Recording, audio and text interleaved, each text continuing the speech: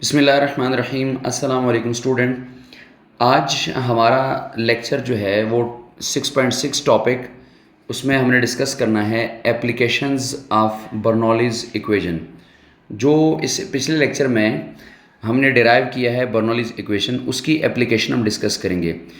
इसकी बहुत vast application है, बहुत ज़्यादा एप्लीकेशन है, लेकिन इसमें हम कुछ मेन एप्लीकेशन जो आपके सिलेबस का हिस्सा है, जो आपके सिलेबस का जो है वो समेटिव पार्ट है, उसमें हम डिस्कस करेंगे। बर्नौलीज़ इक्वेशन को याद रखने के लिए एक हम ये सेंटेंस याद रखेंगे। इसके लिए इसकी एक समरी है, शॉर्ट समरी है। वो ये है कि where the pressure of fluid is high, जहाँ पर फ्लूइड का प्रेशर हाई होगा तो speed will be low. Speed आपके पास क्या हो जाएगी? लो होगी। Where the pressure is high the speed will be low. जहाँ पर लिक्विड का, फ्लूइड का, एयर का प्रेशर हाई हो जाएगा, स्पीड लो हो जाएगी। ये एक हमने इसके लिए एक सेंटेंस या इसकी समरी हमने इस तरह याद रखनी है, ठीक है। अब हम इसमें डिस्कस करने जा रहे हैं। फॉर एग्ज़ाम्पल सबसे पहले जो है एटोमाइज़र है। एटोमाइज़र एक स्प्रे है और उसको हम बर्नौलीज़ इक्वेशन के एप्लीकेशन में डिस्कस करते हैं। और इसको हम लिखते हैं कि जी एटोमाइज़र इज़ अ डिवाइस। ये हमारे पास एक डिवाइस है और इस डिवाइस का काम क्या होगा? That is used to emit, that is used to emit. इस एटोमाइज़र ने, इस डिवाइस ने एमिट करना है लिक्विड। लिक्विड एमिट करेगा, लेकिन कैसे करेगा एमिट? As fine spray. ये स्प्रे बनाएगा, ये मिस्ट जो है स्प्रे के फॉर्मेट में लिक्विड को एमिट करेगा। एज फाइन स्प्रे जो है ये लिक्विड को एमिट कर रहा होता है। इसको स्टूडेंट एक डायग्राम से देखते हैं। जी स्टूडेंट, इस डायग्राम में अगर आप देखेंगे तो हमारे पास एक पंप है।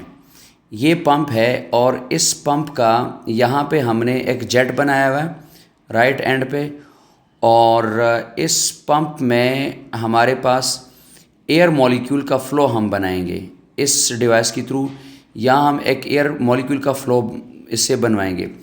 जब हम इस पंप को ऐसे प्रेस करेंगे, इन आउट करेंगे, तो यहाँ पर आपके पास जो इन साइड है, जिसको हमने P2 का नाम दिया है, ये P2 जो है, ये जो प्रेशर 2 है, यहाँ पर आपके पास प्रेशर नोट किया जाएगा। और ये जो लिक्विड का जो प्रेशर है P1 जो है, ये आपके पास नोट किया जाएगा। अब होना क्या है कि जब आप इस पंप को इन आउट करते हैं तो यहाँ पर आप स्पीड ऑफ एयर मॉलिक्यूल जो है ये इंक्रीज़ कर जाता है। स्पीड ऑफ फ्लूइड जो है, एयर जो है, ये इंक्रीज़ हो जाता है। जहाँ आपके पास इस एटोमाइज़र में स्पीड जो है एयर मॉलिक्यूल का आपने बढ़ा दिया, तो स्पीड बढ़ाने के बाद इसका जो प्रेशर P2 है, जो P2 प्रेशर है, ये डिक्रीज़ कर जाएगा। क्योंकि ऊपर हमने ये समझा हुआ है कि अगर प्रेशर जो है वो हाई हो तो स्पीड क्या हो जाएगा? लो हो जाएगा। या फिर स्पीड हाई हो तो प्रेशर क्या हो जाएगा? लो हो जाएगा। इन्वर्स है। अब स्टूडेंट, इस पंप के अंदर हमने एयर मॉलिक्यूल को फास्ट मूव करवाया, उसकी स्पीड एयर मॉलिक्यूल की हमने इंक्रीज़ करवा दी। जब एयर मॉलिक्यूल की स्पीड हमने बढ़ा दी तो वहाँ पर जो P2 प्रेशर था वो डिक्रीज़ कर जाएगा। तो जब आपके पास इसके इन साइड पे ये प्रेशर डिक्रीज़ हुआ तो ये जो P1 है, ये P1 जो है वो प्रेशर आपके पास क्या करेगा? As compare to this P2, ये जो P1 है ये इंक्रीज़ करेगा, P2 डिक्रीज़ करेगा। प्रेशर डिफरेंस क्रिएट हो जाएगा। स्टूडेंट, प्रेशर डिफरेंस क्रिएट होने के बाद liquid will move from high pressure to low pressure zone. Liquid high pressure से लो प्रेशर जोन की तरफ निकल आएगा और आपके पास यहाँ पर बहुत हाई प्रेशर के साथ जो है उस लिक्विड आएगा, तो ये एक फाइन स्प्रे आपके पास बन जाएगा।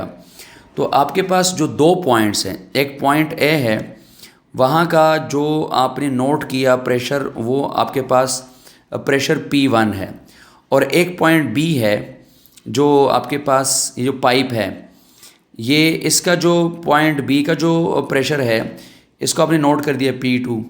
अब आपके पास यहाँ का जो P2 जो है, इसके लिए जो आपके पास एयर स्पीड है, ये आप इंक्रीज़ कर देते हैं। Air speed at point B increase. जब आपने एयर स्पीड को इंक्रीज़ कर दिया तो it will cause decrease in pressure. इससे जो प्रेशर है उसमें डिक्रीज़ आएगा इन प्रेशर, ठीक है ना। So pressure difference will create, pressure difference will create, आपके पास प्रेशर डिफरेंस क्रिएट हो जाएगा। प्रेशर डिफरेंस विल प्रोड्यूस, आपके पास प्रेशर डिफरेंस जो है वो आपके पास प्रोड्यूस हो जाएगा, क्रिएट हो जाएगा। This will cause the liquid, this will cause the fluid, the liquid to rush out, ठीक है, एज फाइन स्प्रे। तो ये आपके पास एक एप्लीकेशन जो है वो इस तरीके से आपके पास बर्नौलीज़ इक्वेशन की कवर हो रही है कि आपके पास बर्नौलीज़ इक्वेशन जो है वो आपके पास इसकी एप्लीकेशन कि जब आप एयर मॉलिक्यूल का स्पीड इंक्रीज़ कर देते हैं तो प्रेशर डिक्रीज़ कर जाएगा, प्रेशर डिफरेंस क्रिएट हो जाएगा। इस प्रेशर डिफरेंस की वजह से आपके पास लिक्विड जो है वो एज अ फाइन स्प्रे जो है वो आपके पास बाहर आ जाएगा। स्टूडेंट, दूसरी एग्जांपल इसकी आपके पास आ जाती है 6.6.2 और इसको हम कहते हैं फ़िल्टर पंप, ठीक है। ये आपके पास फ़िल्टर पंप जो है ना, ये भी सेम फॉर्मेट पे काम करेगा। फॉर्मेट क्या होगा, where the fluid pressure is high the speed will be low, या फिर where the speed will is low the fluid pressure will be high. मतलब इसमें भी हमारे पास एक प्रेशर डिफरेंस जो है वो आपके पास डेवलप होगा। फ़िल्टर पंप के बारे में हम कहते हैं कि इट इज़ अ डिवाइस, या filter pump is a device used to produce partial vacuum, used to produce, इसमें हम used to produce partial vacuum, इसमें हम वैक्यूम डेवलप कर देते हैं, थोड़ी सी वैक्यूम टाइप हमारे पास इसमें बन जाता है। In a vessel attach to it, इसके साथ एक वेसल या जो भी हमने सिस्टम अटैच किया है उसमें हम पार्शियल वैक्यूम क्रिएट कर देते हैं, एयर फ्लो बना देते हैं। ये आप यूज़ करते हैं लो प्रेशर जोन से हाई प्रेशर जोन तक लिक्विड ट्रांसफ़र करने के लिए। लिक्विड ट्रांसफ़र करते हैं तो आप इसमें एक प्रेशर डिफरेंस क्रिएट कर देते हैं। स्टूडेंट, इसको एक डायग्राम से देखते हैं।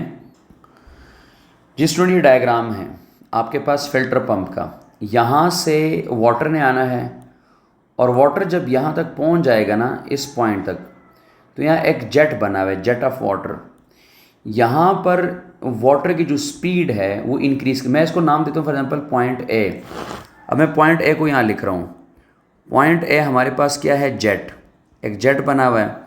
जेट पॉइंट के ऊपर speed of water molecule increase, water molecule की जो स्पीड है वो आपके पास इंक्रीज़ कर जाती है।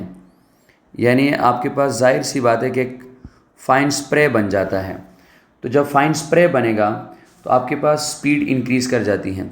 जब स्पीड इंक्रीज़ करे तो फिर रिज़ल्ट क्या निकलेगा, according to Bernoulli's equation, then pressure decrease, pressure decrease. ये जेट पॉइंट की बात कर रहा हूँ, पॉइंट ए के ऊपर बात करूँ कि जहाँ पर आपके पास प्रेशर जो है वो डिक्रीज़ कर जाएगा। स्पीड चूँकि इंक्रीज़ करेगा तो इसमें आपके पास प्रेशर ड्रॉप आ जाएगा। तो according to Bernoulli's equation the pressure of moving air decrease, तो फिर आपके पास जो एयर फ्लो करेगा,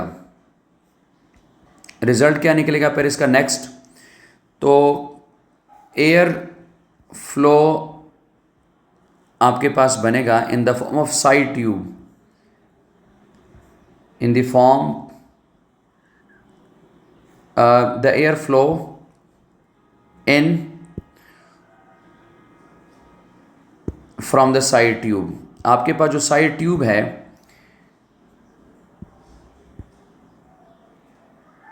फ्रॉम द साइड ट्यूब, जाहिर सी बात है कि जहाँ पर आपके पास प्रेशर डिक्रीज़ कर जाएगा तो आपके पास प्रेशर डिफरेंस आ जाएगा। इस साइड ट्यूब की बात कर रहा कि आपके पास यहाँ से इस साइड ट्यूब से आपके पास एयर मॉलिक्यूल अंदर आ जाएंगे, ठीक है। ये फॉर एग्जाम्पल पॉइंट बी हो गया। तो अब ये पॉइंट बी की बात करा कि आपके पास एयर जो है वो फ्लो करेगा, air flow in from the side tube to which the vessel is connected, to which the vessel is connected, ठीक है। अब आपके पास एयर मूव करेगा। अब ये जो एयर मॉलिक्यूल अंदर आ गए हैं, ये एयर मॉलिक्यूल क्या करेंगे, air and water will together force the liquid in downward direction. तो यहाँ पर आपके पास एयर और वाटर का मिक्सर जो है वो नीचे आ रहा होगा with high speed, with high pressure.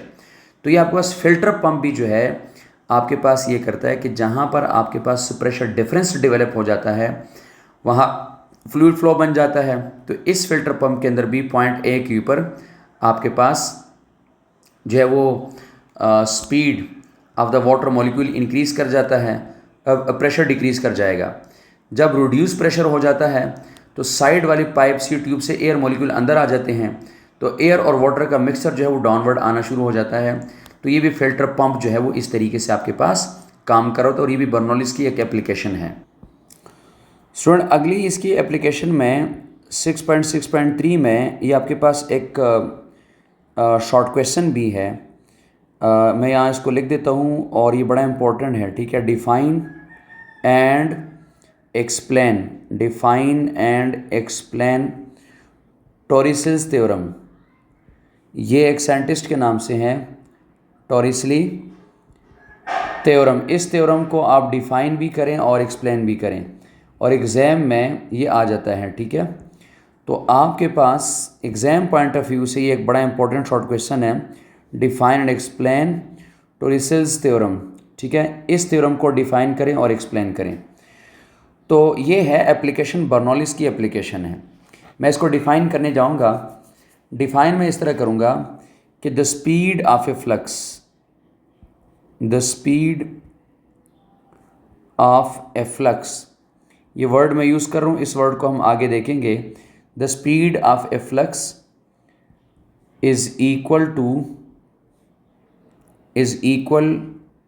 To the velocity gain, is equal to the velocity gain, the speed of a flux is equal to the velocity gain by the fluid जो velocity gain करेगा falling through a distance, जब fluid नीचे गिरेगा falling through a distance या falling through a height, और distance क्या होगा student, आपके पास distance हो जाएगा h1 माइनस h2। अब डायग्राम ड्रॉ करेंगे, उसमें हमें समझ आ जाता है। Under the action of gravity, under the action of gravity, तो आपके पास जो है ये हो जाता है कि the speed of a flux is equal to the velocity gained by the fluid falling through a distance h1 minus h2 under the action of gravity। अब भी इसके डेफिनेशन है, यानी इसमें हम एफ्लक्स स्पीड को नोट करते हैं। स्टूडेंट ये जो लफ्ज़ लिखा है स्पीड ऑफ एफ्लक्स, ये जो लिक्विड पाइप में से निकलता है उसकी जो स्पीड बन जाती है उसको हम एफ्लक्स स्पीड का नाम दे रहे हैं, ठीक है, एफ्लक्स स्पीड। फॉर एग्जांपल मैं यहाँ पर एक डायग्राम ड्रॉ कर रहा हूँ, एक छोटी सी आपको सिर्फ एक समझाने के लिए कि हमारे पास एक पाइप है, इस पाइप में से लिक्विड नीचे आ रहा, तो इसकी कोई ना कोई वेलोसिटी होगी, तो इस वेलोसिटी को हम कह देते हैं एफ्लक्स स्पीड। तो ये एफ्लक्स स्पीड हमने कैलकुलेट करना है कि किसी टैंक में, किसी कंटेनर में अगर एक पाइप है, उस पाइप में से लिक्विड नीचे आ रहा तो उसकी क्या स्पीड हो सकती है। तो इसके लिए एक डायग्राम ड्रॉ करेंगे और इसकी एक छोटी सी डेरिवेशन है अकॉर्डिंग टू बर्नौलीज़ इक्वेशन, उसको देखेंगे। जिस स्टूडेंट एक डायग्राम ड्रॉ कर रहे हैं इसके लिए हमने इसको प्रूफ करना है, एफ्लक्स स्पीड को हमने देखना है कि एफ्लक्स स्पीड जो है वो डायरेक्टली प्रोपोर्शनल हो डिस्टेंस का under the action of gravity जो फ्लूइड नीचे गिर रहा। स्टूडेंट एक कंटेनर ड्रॉ करेंगे। फॉर एग्जांपल हमारे पास कंटेनर है, इस कंटेनर के अंदर हमारे पास लिक्विड है, ठीक है। ये मैं डायग्राम ड्रॉ कर रहा हूँ और इसमें हमने कोई लिक्विड सपोज करना है और इसका हमने एफ्लक्स स्पीड कैलकुलेट करना है। यहाँ तक फॉर एग्जांपल टॉप तक इसके अंदर लिक्विड हमने फिल किया हुआ, ये यहाँ तक लिक्विड है। स्टूडेंट इसका जो कंप्लीट हाइट है आपके पास, कंप्लीट जो हाइट है बॉटम तक, इसका नाम होता है H1, ठीक है। बॉटम तक मुकम्मल इसके हाइट को हमने नाम दे दिया H1, ठीक है। जहाँ एक ओरिफाइसिस बना, जहाँ एक ओपनिंग बना और ओपनिंग क्रिएट हुआ, जहाँ से लिक्विड ने बाहर आना है, ये जहाँ से लिक्विड बाहर आएगा, इसको हमने नाम दे दिया है यहाँ से लेकर यहाँ तक H2, हमारे पास H2 है, ठीक है ये। और जो रिमेनिंग बच गया ऊपर हमारे पास टॉप से लेकर बॉटम तक, ये स्टूडेंट हमारे पास आ जाएगा H1 माइनस H2, जो अभी हमने डेफिनेशन में कहा कि इस हाइट के बिहाफ पे, तो हमारे पास H1 माइनस H2 जो है वो रिमेनिंग बन गया। बहुत सिंपल से डायग्राम है। यहाँ की स्पीड को हमने नाम दे दिया V1 और यहाँ जो स्पीड आ रहा है ये V2 है। अब हमारा टारगेट क्या है? V2, जो लिक्विड इस ओरिफाइसिस से, इस ओपनिंग से नीचे आ रहा, ये हमारे पास ये स्पीड हम कैलकुलेट करने जा रहे हैं V2। अब स्टूडेंट हम कंसिडर कर रहे हैं कि एक टैंक है, वो फिल्ड विथ सम फ्लूइड है, उसमें एक स्लिट ओपनिंग आ गई है नियर बॉटम, तो हम लिखेंगे अब इसको प्रूफ करने के लिए, ये जो मैंने वर्डिंग्स में बोला है स्टूडेंट, ये इस क्वेश्चन के साथ थोड़ा लिखना पड़ेगा कि हमारे पास एक टैंक है, उसके अंदर थोड़ा सा फ्लूइड है एंड सो, ठीक है ना, और उसमें फिर एक ओपनिंग का जिक्र करना है, तो ये आपने थोड़ा सा एक आध सेंटेंस में ये चीज़ लिखनी है, ठीक है। तो अकॉर्डिंग टू बर्नौलीज इक्वेशन, उसके बाद मैथमेटिकल पोर्शन पे जाते हैं। बर्नौलीज इक्वेशन कहते हैं P1 plus half rho V1 square plus rho GH1 is equal to P2 plus half rho V2 square plus rho GH2, ये हमारे पास बर्नौलीज इक्वेशन है। स्टूडेंट इसमें दो चीज़ें हमने पुट करनी है वैल्यूज़। वो ये वैल्यू है कि देखें, अगर आपके पास यहाँ से फ्लूइड बाहर आ रहा है इस V2 से और आप इसी फ्लूइड को कैलकुलेट कर रहे हैं, तो इसकी स्पीड बहुत ज़्यादा होगी इन डाउनवर्ड डायरेक्शन, ये फ्लूइड बहुत ज़्यादा स्पीड से नीचे आएगा, और जो टैंकी नीचे खाली हो रही होगी इसकी स्पीड बहुत थोड़ी होगी। इस V1 की स्पीड बहुत ज़्यादा स्लो होती है as compare to this V2 speed. तो हम ये सपोज कर देते हैं कि V1 is very very less than V2, या फिर हम ये कह देते हैं कि V1 is nearly equal to 0। जो टॉप से टैंकी खाली हो रही होती है उसकी स्पीड बहुत थोड़ी होती है, और V2 को हम नाम दे रहे हैं कि ये कोई स्पीड है जिसका नाम है V। एक बात। दूसरी बात ये है कि स्टूडेंट हमारे पास जो लिक्विड है, लिक्विड के टॉप पे, यहाँ पे जो प्रेशर आ रहा है, यहाँ पे ये भी एटमॉस्फेरिक प्रेशर है, और यहाँ पे जो प्रेशर आ रहा है ये भी एटमॉस्फेरिक प्रेशर है। तो ये P1 और P2 ये एटमॉस्फेरिक प्रेशर की वजह से हमारे पास कैंसल आउट हो जाएंगे, यानी आपके पास P1 जो है ये इक्वल टू P2 है और ये इक्वल टू एटमॉस्फेरिक प्रेशर है। तो ये दोनों साइड्स की पर इक्वल हो जाता है टॉप एंड बॉटम पे, चूँकि टोटल एटमॉस्फेरिक प्रेशर है। ये वैल्यू ज़रा पुट करेंगे और हम एक बर्नौलीज इक्वेशन लिखेंगे इन टर्म्स के लाइक हमारे पास अब आ जाएगा हाफ रो V1 स्क्वायर। इस V1 को हम अब कर रहे हैं 0, ठीक है, सॉरी इसको हम कर रहे हैं 0, यहाँ पर आपका आ जाएगा 0 का स्क्वायर प्लस रो GH1। मैंने यहाँ पर P1 नहीं लिखा क्योंकि वो सेम आ रहा था, बल्कि मैं लिख देता हूँ P2, और इस V2 को हम कोई वेलोसिटी का नाम दे रहे हैं 1-2 से हट के, और रो GH2। स्टूडेंट ये P1 P2 के साथ कैंसिल आउट हो जाएगा, ये टर्म 0 हो जाएगा। अब जो टर्म्स हमारे पास बच रहे हैं वो ये बच रहा rho GH1 is equal to 1/2 rho V square plus rho GH2। Student अब हम एक काम करेंगे, वो ये करना है कि हमने H1 माइनस H2 जहाँ पर है उनको, चूँकि हमारा टारगेट क्या है, ये V2 हमारा टारगेट है, ठीक है। अब हम ये काम करें कि इसको राइट साइड पे लेके आते हैं, रो GH1 माइनस रो GH2, इसको यहाँ माइनस के टर्म्स में लिखा, is equal to half rho we square. ठीक है, यहाँ से रो और जी ये कॉमन लिया, H1 माइनस H2 लिखा is equal to half rho we square आ जाएगा। अब स्टूडेंट इसमें डेंसिटी रो और ये डेंसिटी आपस में कैंसिल आउट हो जाएगा, और ये जो 2 है वहाँ डिवाइड हो रहा है, इधर आकर मल्टीप्लाई हो जाएगा। So 2G H1 minus H2 is equal to V square. Student finally हम इसको लिखेंगे कि हमारे पास v जो है ये अंडर रूट आपके पास आ जाएगा 2G H1 माइनस H2 आपके पास ये आ जाएगा, और H1 माइनस H2 आपके पास कोई ना कोई हाइट की इक्वल होता है। सो फाइनली आप एफ्लक्स स्पीड को लिख सकते हैं अंडर रूट 2GH।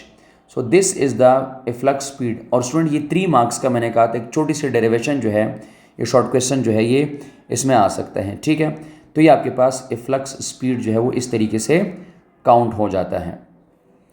स्टूडेंट इसके फर्दर एप्लीकेशन भी हैं, उसको भी हम देखेंगे। यहाँ पर एक बात बताता चलूँ, वो ये है, ये एक्स्ट्रा एक पॉइंट समझा रहा हूँ आपकी कंसेप्ट के लिए कि देखें बर्नौलीज इक्वेशन को हमने कहा था कि ये एनर्जी कंजर्वेशन है। पिछले लेक्चर में हमने कहा था कि ये law of conservation of energy है। अगर आप देखिए पोटेंशियल एनर्जी को आप लिखते हैं mgh और इसको आप कहते हैं हाफ mv स्केयर। तो स्टूडेंट अगर आप इस मैस को मैस के साथ कैंसिल आउट कर दें, यानी लिक्विड के अंदर जो एनर्जी स्टोर थी वो पोटेंशियल, जब लिक्विड मूव करेगा तो काइनेटिक, मैस को मैस के साथ कैंसिल आउट किया, 2 वहाँ डिवाइड हो रहा था तो 2GH is equal to V square. Student इसको आप सिंपल लिख सकते हैं v is equal to under root 2GH। ये वही रिलेशन बना जो आपने इतने लंबे चौड़े डेरिवेशन से कर लिया। देखिए ये वही डेरिवेशन आपके पास बन गया। लेकिन स्टूडेंट ये आपने नहीं करना, ये आपको सिर्फ समझाने के लिए मैंने बताया हुआ है कि ये आपके पास एनर्जी कंजर्वेशन है। तो बर्नौलीज इक्वेशन हमारे पास confirmation of law of conservation of energy भी है। स्टूडेंट इसको इसके कुछ एप्लीकेशन है वो अगले टॉपिक में, अगले जो है वो लेक्चर में हम इसको डिस्कस करेंगे। अभी तक की 3 एप्लीकेशन हमने डिस्कस कर ली है, एटोमाइज़र, और उसके बाद हमने फिल्टर पंप, उसके बाद हमने टोरिसेल्स थ्योरम। और ये टोरिसेल्स थ्योरम जो है ये इंपॉर्टेंट है बहुत ज़्यादा शॉर्ट क्वेश्चन के हवाले से, बाकी दोनों भी in terms of short question he important है। इसको कंटिन्यू करेंगे अगले लेक्चर में। अल्लाह हाफिज़।